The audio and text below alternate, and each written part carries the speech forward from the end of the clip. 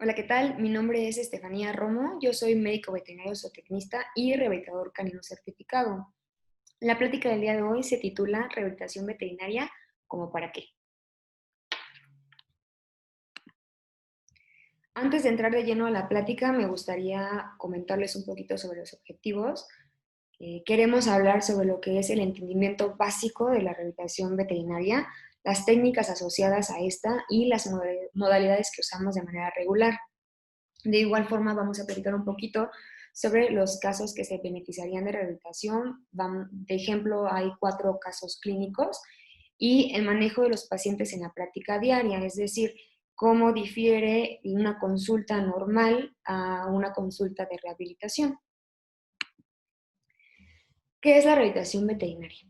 La Asociación Americana de Medicina Veterinaria define la rehabilitación como el uso de tratamientos específicos no invasivos para rehabilitar pacientes no humanos que presentan alguna lesión o padecimiento. Es importante mencionar que al final del día la rehabilitación y la fisioterapia se mezclan.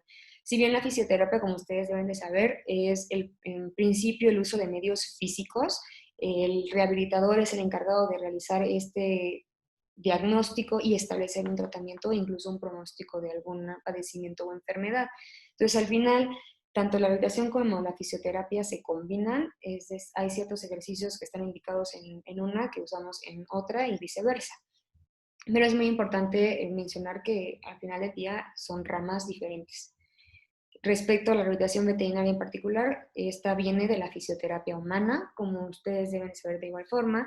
La fisioterapia humana tuvo su auge en la época de los 40, cuando fue la crisis del polio, y el término, o bueno, principios y términos de la Primera y Segunda Guerra Mundial, en los cuales pues, los soldados provenientes de ella regresaban a casa con múltiples lesiones y fue necesario empezar o crecieron el número de fisioterapeutas para poder ayudarlos.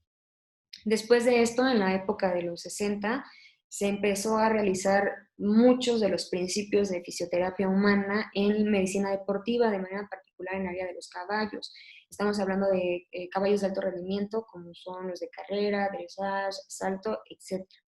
Y lo que fue ya en la parte de pequeñas especies fue a finales de los 80, particularmente en Estados Unidos y Reino Unido, en el cual la rehabilitación por parte de la medicina equina continuó la rama que ya se estaba manejando y se agregaron principios nuevos y la medicina veterinaria en pequeñas especies empezó ya a incorporar o a tomar un poquito más de importancia la parte de rehabilitación.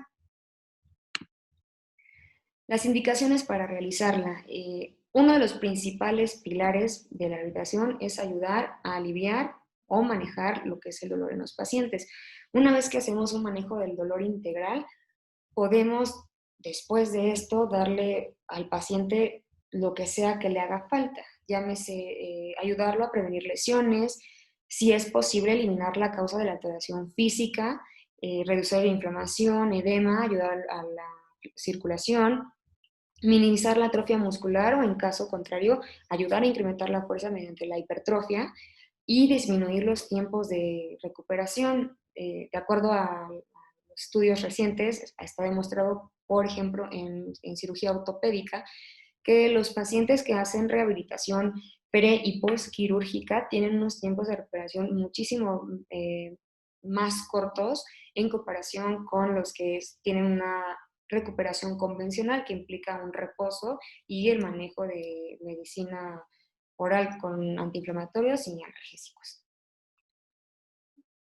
¿Quién puede realizar rehabilitación veterinaria? Esto es algo que de manera particular se me pidió hablarles un poquito, ya que existe la duda si un fisioterapeuta humano puede realizar al final del día una rehabilitación veterinaria.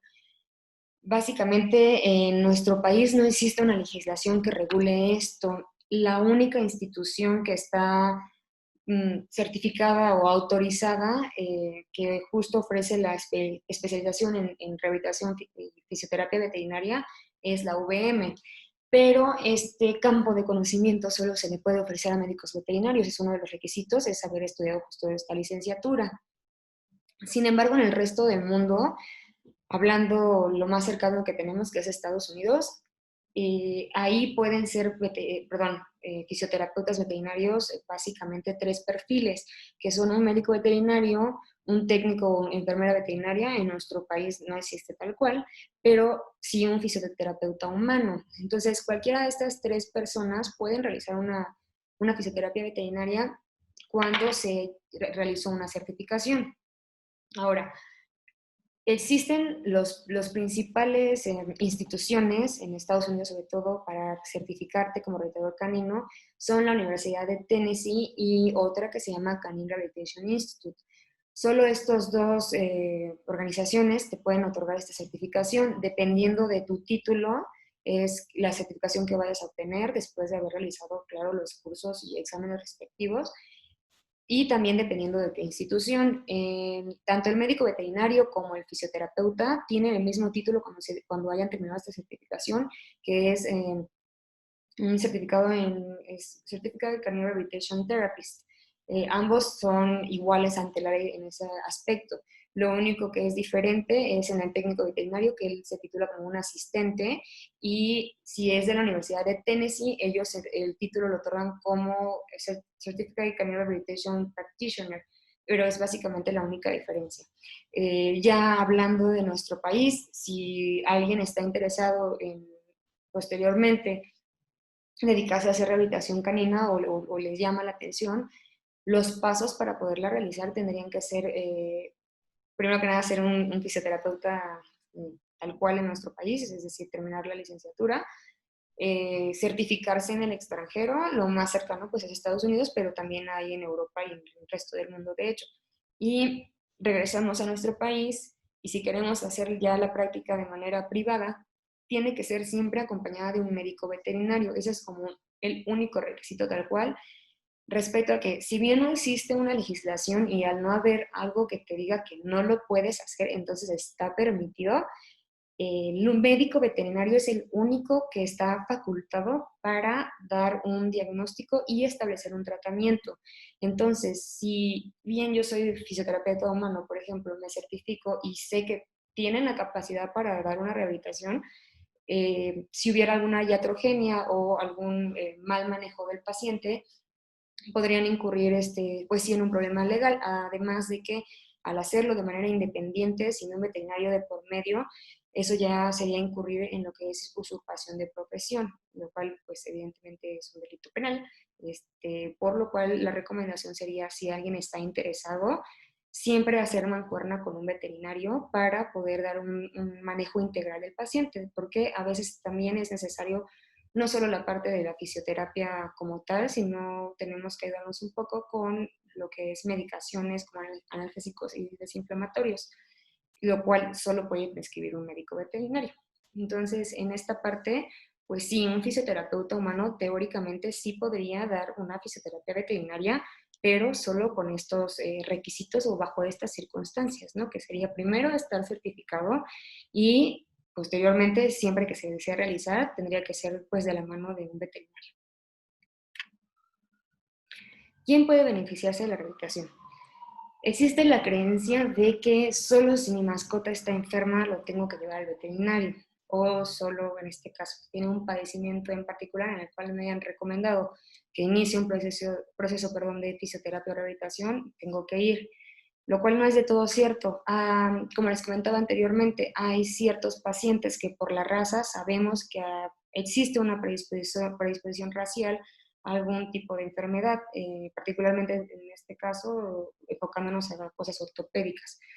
Entonces, podemos empezar a manejar en esos pacientes un tipo de condicionamiento desde edades muy tempranas para fortalecer ciertos grupos musculares, obviamente que estén involucrados con la enfermedad que sospechemos, para tratar de disminuir, si es posible, la presentación de la enfermedad o retrasar el tiempo en el cual ésta pudiera llegar a presentarse. Atletas de alto rendimiento, como lo son perros de trineo, de rally, etcétera, son susceptibles ya que su tipo de vida diaria implica un trauma constante a las articulaciones. Perros de trabajo es básicamente el mismo principio, estamos hablando de búsqueda y rescate, perros de policía, pacientes neurológicos. En caso de pacientes ortopédicos, estamos pensando que podemos hacerlo desde antes de una cirugía, por ejemplo, y evidentemente después de la misma. Gerontes, como es en los humanos, los perros conforme van envejeciendo disminuyen también su masa muscular y su rango de movimiento. Podemos ayudarles un poco en estas dos áreas para tener una mejor calidad de vida. Y pacientes con obesidad. En esta parte siempre tiene que ir también el médico veterinario de la mano respecto al manejo nutricional de la mascota, pero adicionalmente a tener una dieta adecuada para tener un peso óptimo, el hecho de dar rehabilitación o hacer ejercicios terapéuticos podemos ayudar a acelerar esa pérdida de peso de manera sana. Entonces, pues todos estos son candidatos. Para ejemplificarles un poco, tengo un par de videos en el cual en el primero podemos observar, este es un paciente totalmente sano, es un perro que se usa como demostración y en él se enfocan básicamente justo en un condicionamiento general del cuerpo. O sea, queremos que él sea super fit, que esté musculoso, que tenga un movimiento adecuado, etc. Lo que quiero que vean en esta diapositiva en particular es cómo se aprecia la musculatura de los miembros pélvicos, de lo cual es súper evidente, este perro no tiene un gramo de grasa.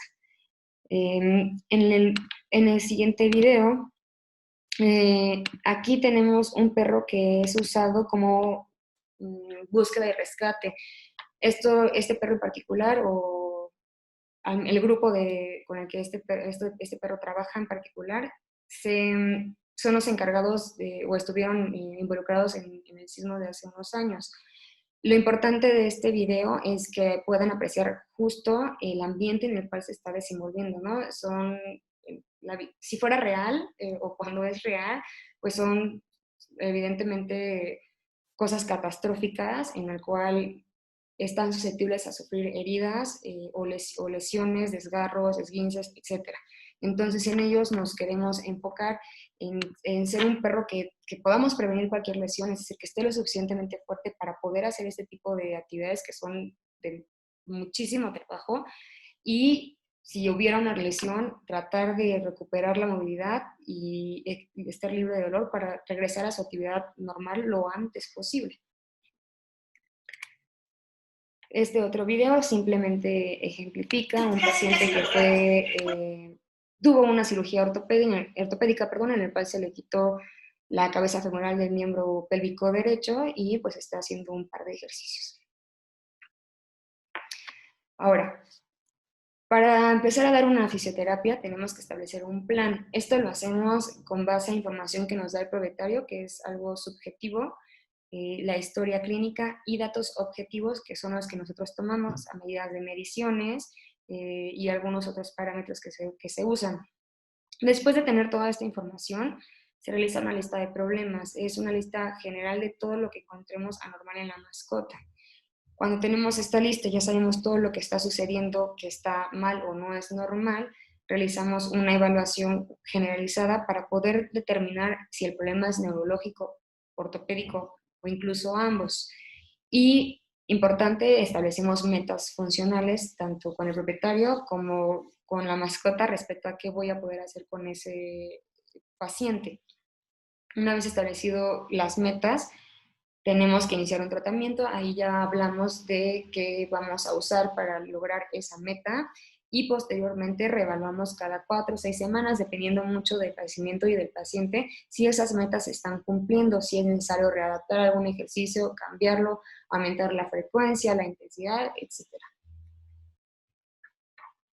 Respecto a la parte subjetiva, básicamente estamos hablando de cuál es el motivo de consulta, es decir, si fue un traumatismo, cuándo pasó, cómo pasó, si es algo que el paciente ha estado manifestando de manera repetitiva. Ejemplo, pacientes que son de rally, que tienen que hacer ciertos movimientos de abducción y aducción constantemente. Si es algo insidioso, es decir, a veces pasa, a veces no. Si hay signos o manifestaciones de dolor, es decir, si hay alguna claudicación, por ejemplo, si esta es evidente o es intermitente, si se mantiene igual, mejora o empeora en ciertas circunstancias, si después de alguna actividad física mejora o empeora, así como es importantísimo cuando les mencionaba de las metas, establecemos metas funcionales respecto al paciente y metas con los propietarios. Respecto al propietario, lo hacemos con el fin de no causar alguna expectativa que no pueda suceder, que lo sepamos desde un principio, para pues no crear falsas expectativas, ¿no? Esto estamos hablando de, por ejemplo, si es un perro deportivo o un perro de búsqueda y rescate, en el cual evidentemente el objetivo es que retorne a la actividad previa, se tiene que platicar desde un principio dependiendo de la lesión que el perro tenga. Si lo que es una mascota de casa y es mi perro, no, yo solamente quiero que esté en casa, esté cómodo, no tenga dolor y deambule de manera independiente, también se practica todo ese tipo de situaciones. Tenemos que saber si hay un tratamiento previo y si hubo una respuesta o no favorable.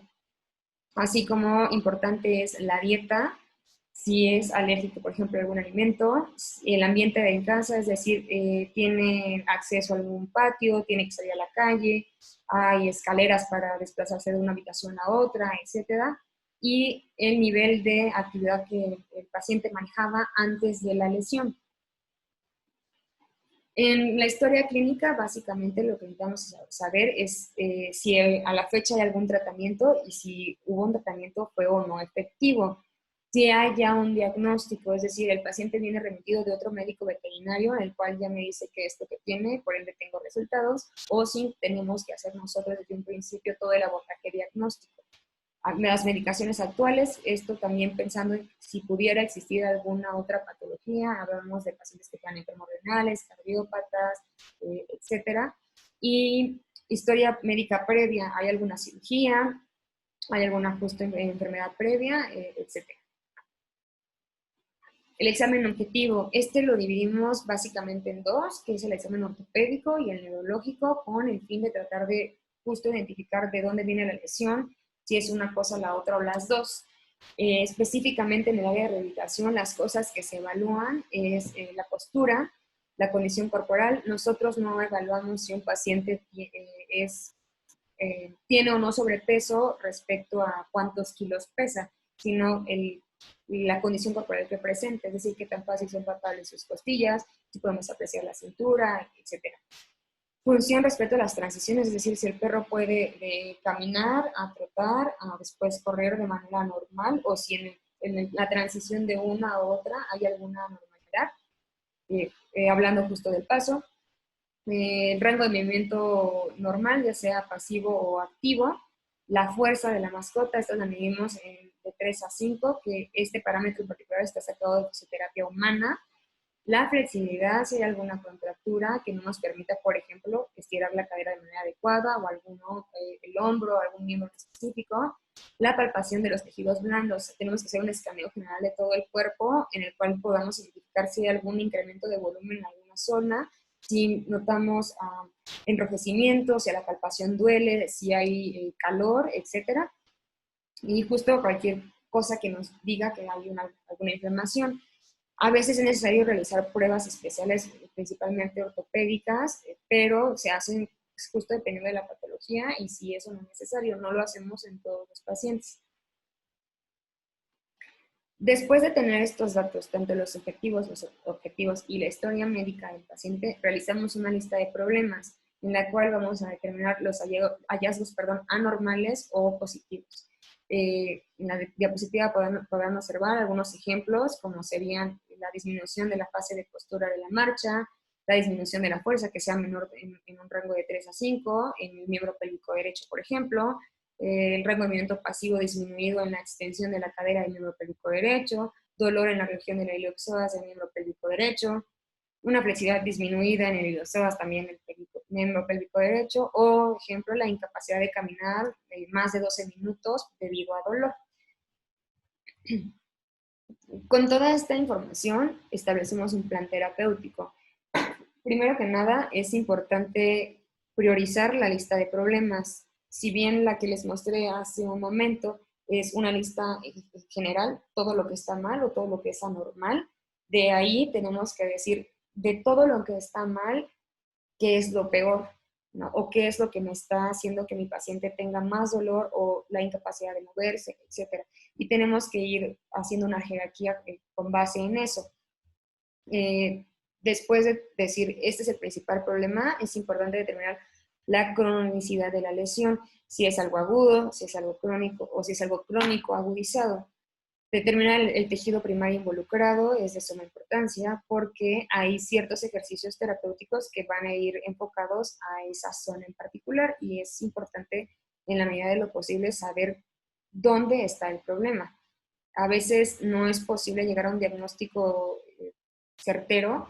Tenemos una idea de que le duele cierta zona, pero dependiendo, no siempre es posible decir es tal músculo, ¿no? Es una mineralización del supraespinoso, es una tendinopatía, etcétera. Pero entre más nos podamos acercar a ser específicos, es mejor lo que vamos a hacer con la mascota. Esto justo nos va a ayudar a determinar los tratamientos apropiados.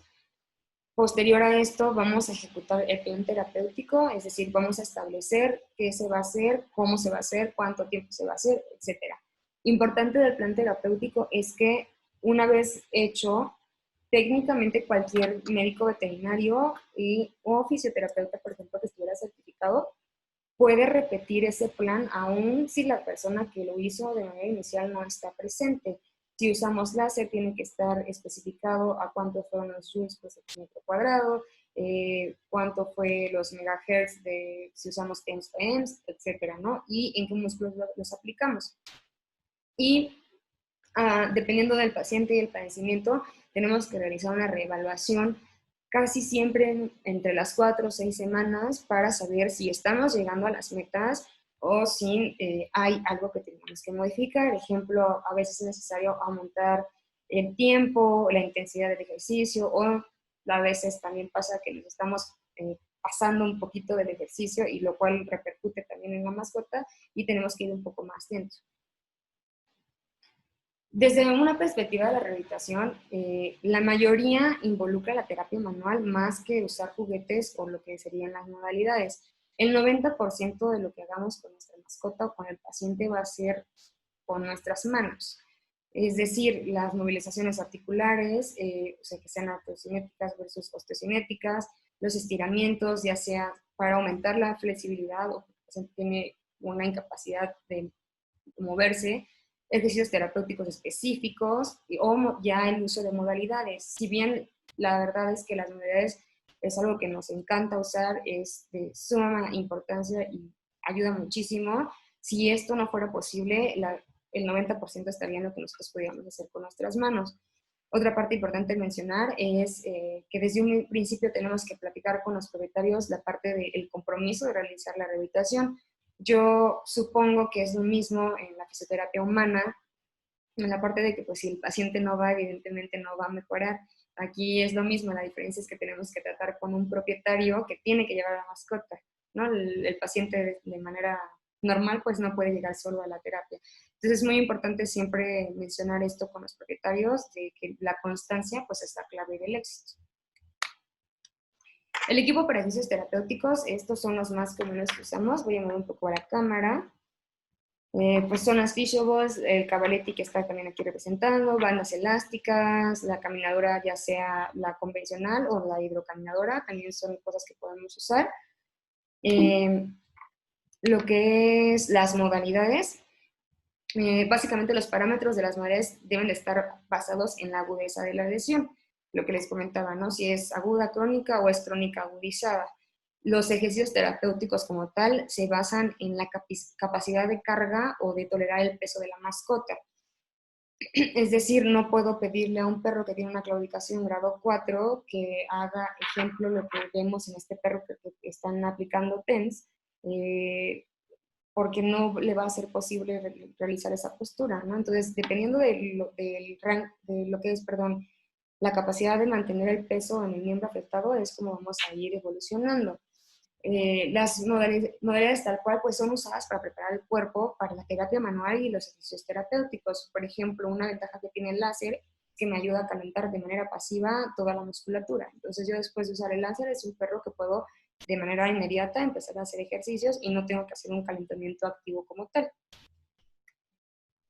El manejo del paciente. Esto es un poquito diferente a la clínica normal.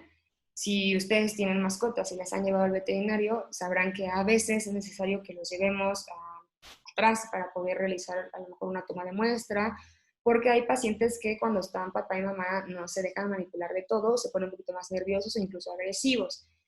Eso es en la clínica normal, ¿no? En el sentido de que, ejemplificando, yo tengo que tomar una muestra de sangre, si el paciente se torna agresivo, pues lo voy a vosalar, si tengo que someterlo, lo voy a someter, es decir, no le voy a pedir permiso para tomarle la muestra de sangre. Al final del día es algo que es necesario para su beneficio, pero se tiene que hacer, ¿no? Y a veces los minutos son esenciales, no podemos tardar tanto. En la rehabilitación veterinaria es todo lo contrario. Aquí tiene que ser el lugar donde se haga la rehabilitación una experiencia placentera para la mascota. El perro tiene que empezar a asociar desde que entra por la puerta que donde yo voy me van a hacer apapachos, me van a dar comida, etc. A diferencia pues de la clínica normal, y si tienen mascotas podrán darse cuenta que llegan a la clínica o nada más ven al veterinario y ya se lo quieren comer, ¿no? Otra parte muy importante, lo ideal es que se fuera de la mano con un etólogo o que todos los médicos que lo hacen tuvieran principios de etología. No siempre es posible, pero lo más importante es poder reconocer signos de miedo y estrés en la mascota. Esto es tanto por seguridad de la mascota, del fisioterapeuta e incluso del propietario. Algo que se hace también muy particular en la rehabilitación, que no lo hacemos en la clínica diaria, es el uso de premios. Esto es porque yo necesito que la mascota empiece a asociar que todo lo que yo hago va a haber una recompensa a cambio o es algo placentero. La mayoría de los perros son fáciles de convencer o de sobornar mediante la comida. No todos, pero la mayoría sí nos aceptan los premios. Si no, a veces usamos juguetes que les gusten mucho e incluso de manera normal pedimos que el propietario se quede en la consulta.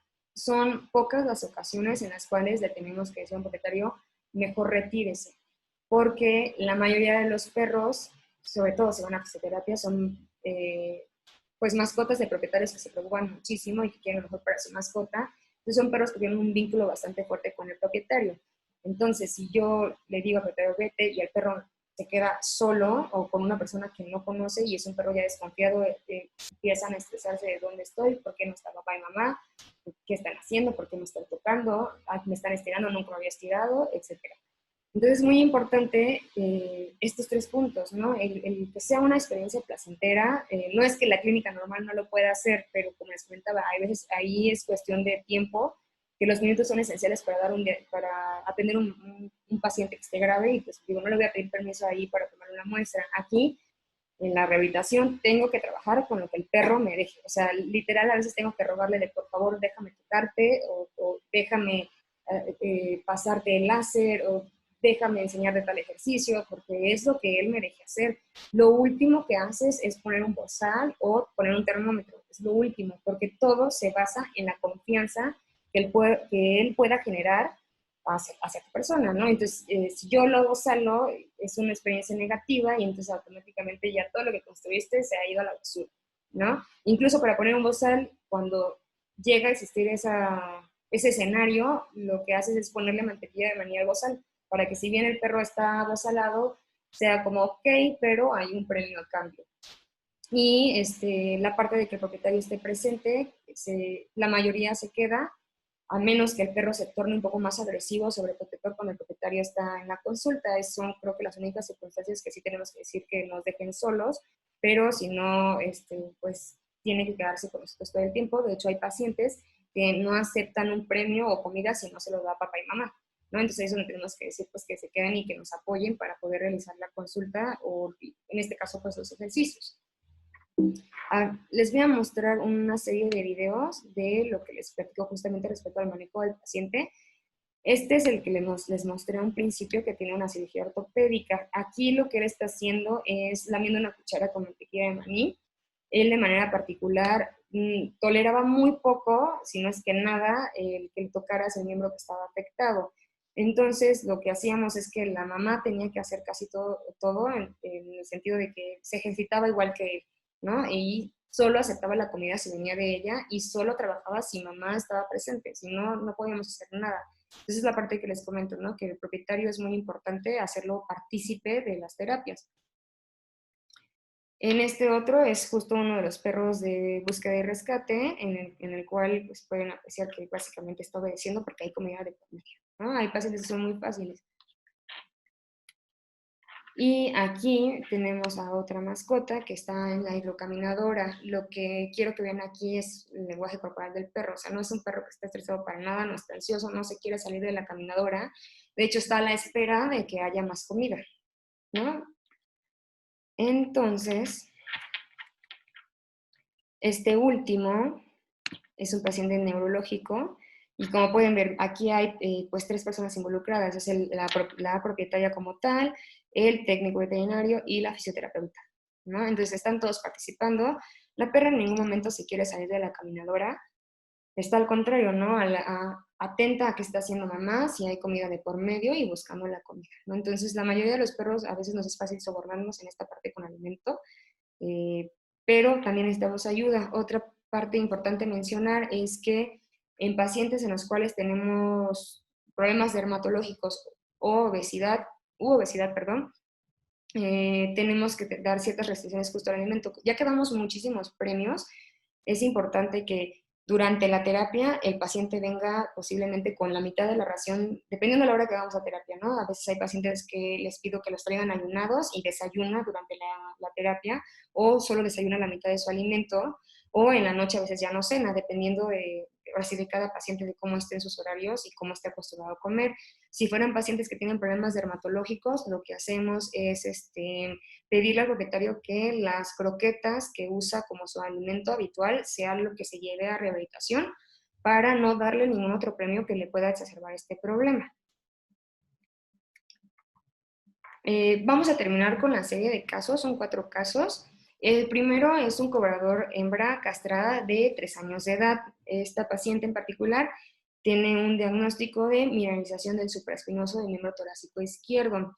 Acudió conmigo la primera vez hace un año ya, en el cual llevaba de 3 a 6 meses con una claudicación intermitente, la cual se exacerbaba justo después de hacer ejercicio. Es un perro muy activo de manera normal. Ella hacía caminatas y, bueno, en el campo, de hecho, 3 veces por semana, mínimo 1 hora, y hasta la fecha es un perro bastante activo. Entonces, ya había estado con tratamiento médico, estaba con analgésicos y desinflamatorios cuando yo la vi, los terminó, y empezamos la fisioterapia con ella. Hicimos, dado que es un paciente joven y no tenía ninguna otra lesión, y ya teníamos un diagnóstico certero, se hizo a través del ultrasonido. Iniciamos con el uso de terapia láser en el miembro afectado y también en la otra pata que estaba bien, por el principio de compensación, además de que nos enfocamos en dar un condicionamiento físico completo, ya que de manera normal es un perro activo, queríamos que se fortaleciera todo el sistema musculoesquelético para pues, evitar una lesión futura y fortalecer ya el músculo que estaba afectado. Esta es ella en el primer día que la vi. Si pueden apreciar una manera de la cual sabemos a veces que claudica un perro, que al principio es igual en los caballos, es que cuando caminan bajan la cabeza y tienden a bajar la cabeza cuando el miembro afectado justo toca el piso. No sé qué tan fácil les sea ver esto, pero justo también en este segundo video, justo viene y ahí está, baja la cabeza conforme va caminando, ¿ok? Y esta es ella a los 3 meses de estar haciendo fisioterapia 3 veces por semana, 1 hora al día. El resto de la semana hacía ejercicios terapéuticos con sus propietarios y los 3 días que yo la veía se le daba terapia láser y hacemos estos ejercicios. Ya en este punto ya no tenía ningún signo de dolor, no claudicaba y nos enfocamos a fortalecer pues todo el sistema musculoesquelético. Entonces, aquí estamos usando los tubos Cavaletti. Esto es enfocado a fortalecer toda la musculatura, tanto de hombros, abdomen y miembros pélvicos. Aquí mismo estamos igual haciendo caballetes, pero ya estamos enseñándola a saltar. Vamos a ponerlo otra vez.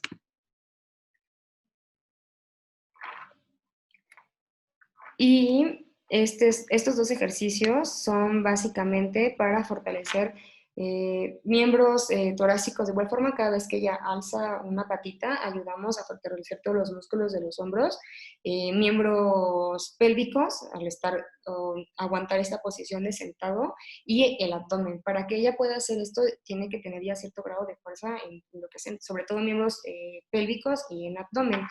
Ella antes de iniciar la rehabilitación no sabía hacer nada de esto, todo lo fue aprendiendo sobre la marcha. La verdad es que es un perro súper inteligente y le encanta la comida, entonces fue muy, muy fácil con ella.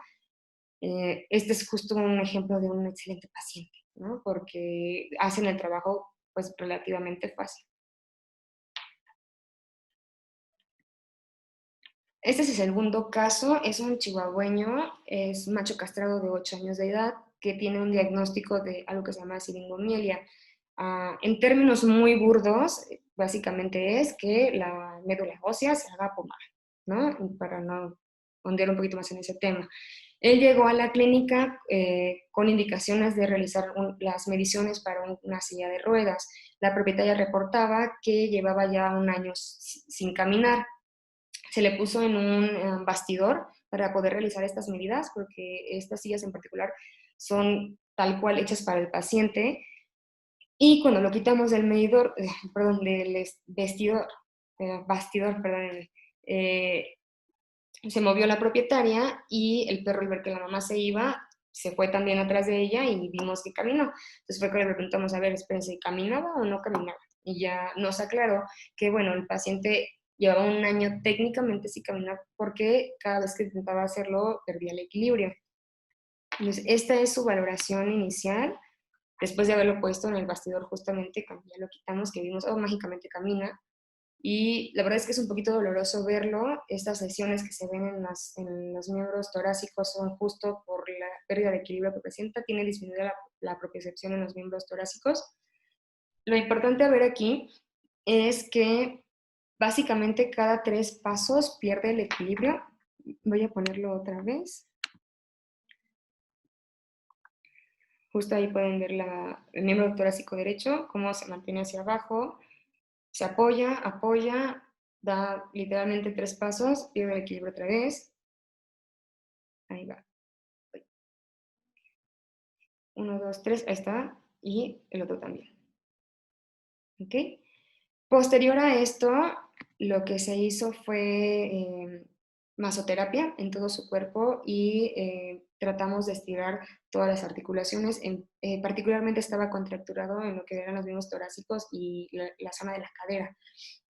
Evidentemente ese perro en la vida se había estirado y sobre todo después del padecimiento que tenía.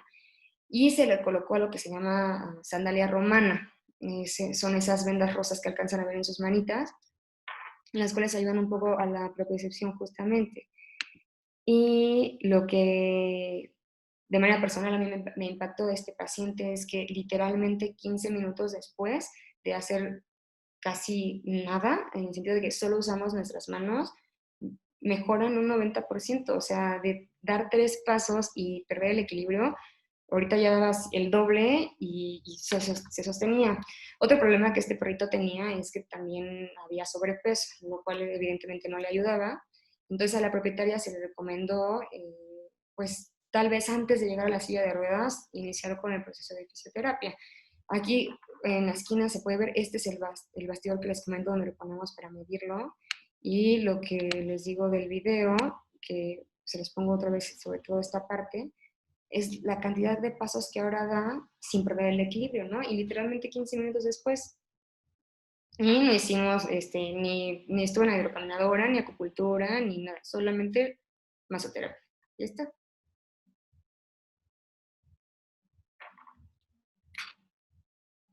Este tercer caso es un Cocker Spaniel, es una hembra castrada de 10 años. El diagnóstico de esta mascota tal cual fue probable extrusión del disco intervertebral. Esto es porque no fue posible realizar las pruebas diagnósticas necesarias para pues, poder determinar su proceso. Lo que pasó con esta mascota es que de un día para otro dejó de poder moverse de manera particular, no podía mover los miembros pélvicos, es decir, las patas traseras. Tenía sensibilidad profunda y superficial presentes, las podía mover un poco, pero ya no podía desplazarse de manera independiente como lo hacía anteriormente.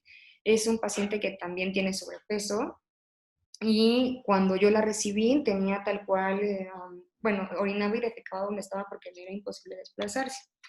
Este es justo su primer video de la valoración y se sostiene de manera normal en ese momento en los miembros torácicos tal cual.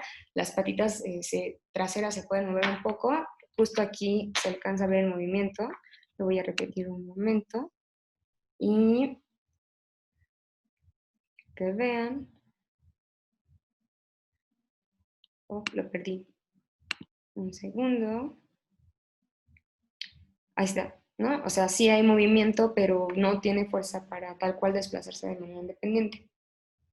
Con ella lo que hicimos fue, también por las dificultades económicas de los propietarios, de manera personal no pude dar la terapia como a mí me hubiera gustado, pero eran propietarios súper comprometidos que hicieron todo, absolutamente todo lo que se les dijo que tenían que hacer. Lo primero que hicimos con ella fue justo colocarla en un bastidor. Debido a su sobrepeso era muy difícil realizar la terapia entre una sola persona, teníamos que hacerlo varias. Entonces colocamos un bastidor, solo se dio láser una vez, no fue posible hacerlo más, justo por la cuestión económica. Estuvo con rango de movimiento pasivo, activo, masoterapia, estiramientos y esta es ella, la primera semana justamente. La verdad es que los propietarios eran muy comprometidos y le hicieron el bastidor a los 3 días de que yo la vi. Como pueden observar, tiene pues, sobrepeso evidente y está justo en su bastidor, ¿no? Lo que queríamos con esto era estimular el riego sanguíneo, el resto de las articulaciones y que ella pudiera pararse de manera normal.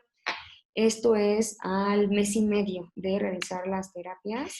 Los propietarios tal cual hacían las terapias todos los días, mínimo 1 hora. A veces lo que hacían era dividirlo, tal vez 10 minutos cada determinado tiempo o cada que podían, sobre todo porque en ese momento no le era posible desplazarse para poder orinar y defecar de manera normal.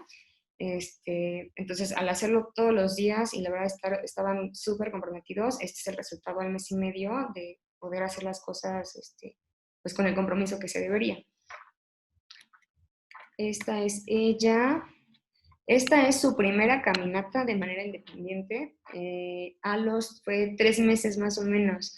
La verdad es que evolucionó bastante bien. Como pueden ver, pues va un poco lento.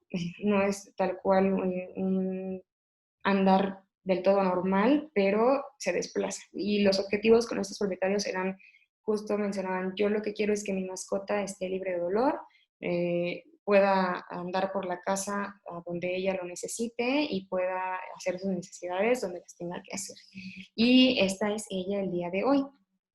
En este momento ya perdió 3,5 kilos, lo cual es muy bueno, pero seguimos en la parte de que tiene que seguir perdiendo peso. Y como ustedes pueden ver, pues es un perro totalmente independiente, ¿no? Digo, es un perro ya grande, pero el objetivo se alcanzó, ¿no? Que es que ella pudiera ser un perro independiente y seguimos trabajando, ¿no? La verdad es que con ella el trabajo pues, no va a terminar muy pronto, hay que seguir bajando de peso y enfocarnos a mantener los músculos pues fuertes y mantener esa movilidad que ella tiene. Y este es el último caso, hasta el día de hoy lo estoy viendo, es un chihuahueño, es una hembra castrada de 7 años, la cual su diagnóstico es fractura múltiple de cadera por traumatismo por vehículo automotor. La atropelló un taxi literalmente hace 1 mes y medio. La cadera se fracturó en varias partes, si recuerdo bien eran 3 fracturas y se le tuvo que hacer una cirugía que se llama decisión de la cabeza femoral de lo que fue el miembro pélvico izquierdo. Lo que hacen en la cirugía básicamente es cortar la cabeza del fémur.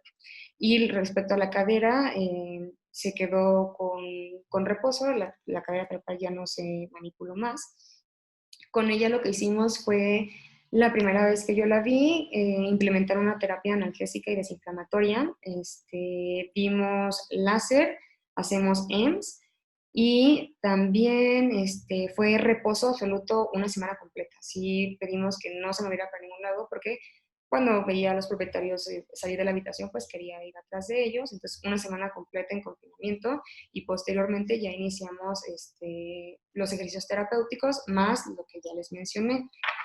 Esto es el primer día que la vi, que fue literalmente hace 1 mes.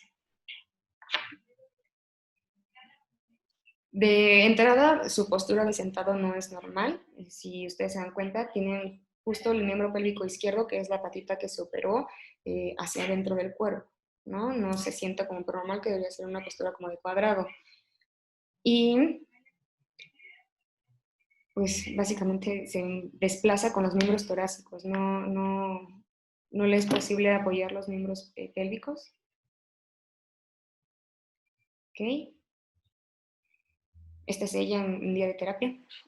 Y esto es esta semana justamente, que me lo mandó su propietaria antes de vernos. Y así se ve el día de hoy. Sí, se puede apreciar justo que tiene atrofia muscular en la patita que está operada. Aquí se alcanza a apreciar la cicatriz. Déjenme se las muestro. Desde aquí. Ok, ahí está. Esta es la cicatriz de la cirugía. Esta es la patita que se operó y la cadera está fracturada tanto del miembro torácico, perdón, pélvico izquierdo como el derecho. Sin embargo, las dos o tres fracturas que tuvo eran más del lado derecho.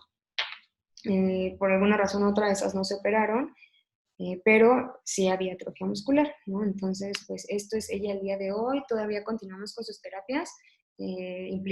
Hacemos EMS, ya empezó con sus ejercicios terapéuticos desde hace una semana, indicaciones de caminar, y hacemos láser en cada terapia. Y pues básicamente sería todo. Espero que les haya sido de utilidad esta plática y les dejo mi correo ante cualquier duda o alguna otra área de interés que quisieran platicar.